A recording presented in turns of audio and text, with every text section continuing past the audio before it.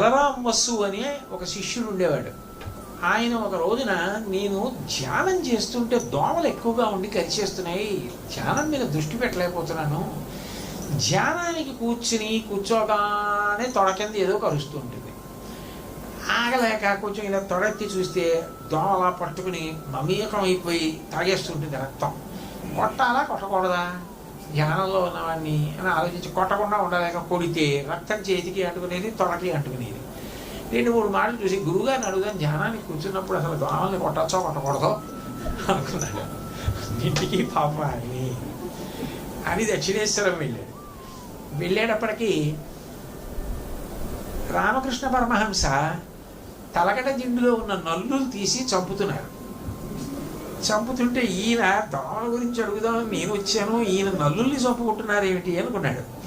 అనుకుంటే ఆయన అన్నారు, ఈ నల్లులు ఉన్నాయి